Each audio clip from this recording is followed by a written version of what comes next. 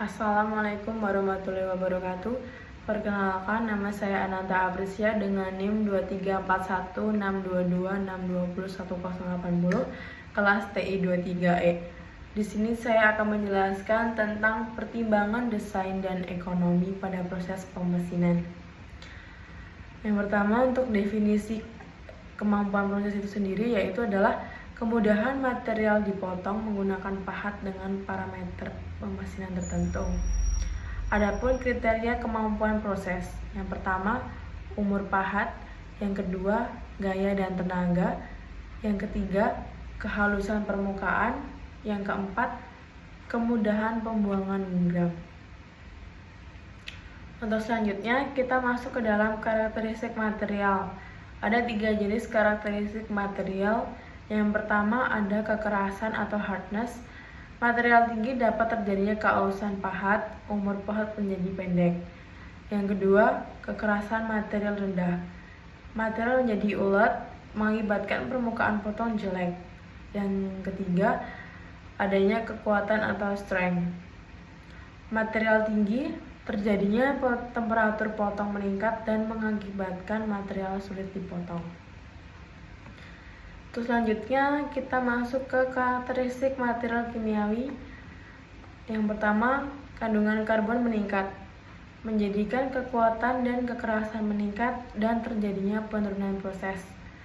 Yang kedua, kandungan manganes dan nikel meningkat, menjadikan kemampuan proses menurun, kekuatan dan kekerasan meningkat. Selanjutnya akan membahas tentang relasi antara toleransi dan biaya manufaktur.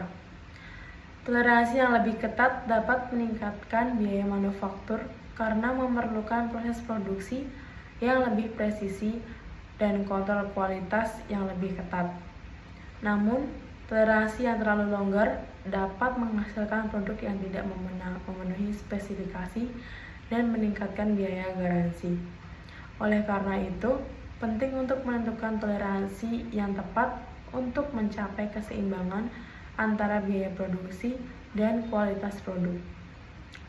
Beberapa faktor yang dipengaruhi oleh toleransi antara lain yang pertama itu ada biaya produksi, yang kedua biaya material, yang ketiga biaya kontrol kualitas, yang keempat adanya biaya pengerjaan ulang.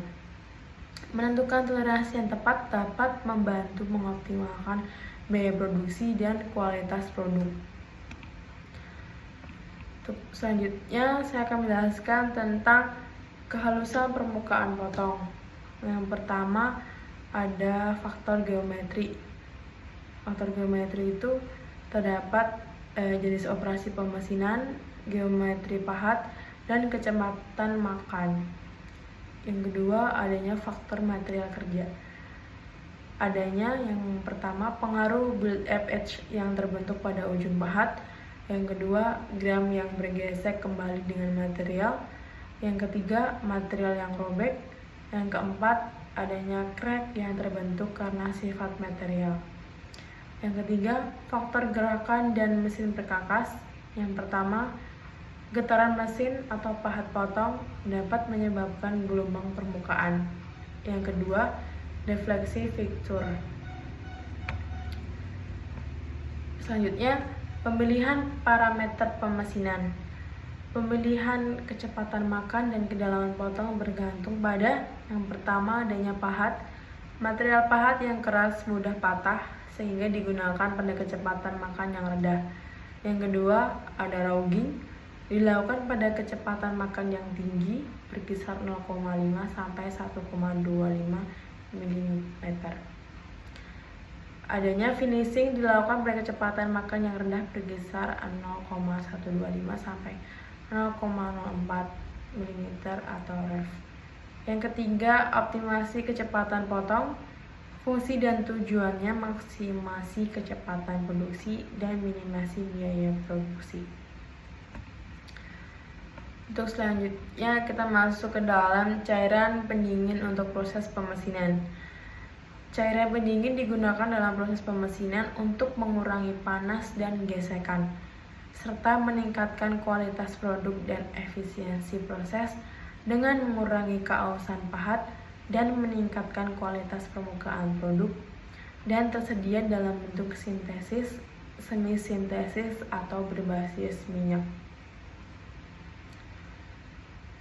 Untuk jenis cairan pendingin, terdapat 4 jenis cairan pendingin.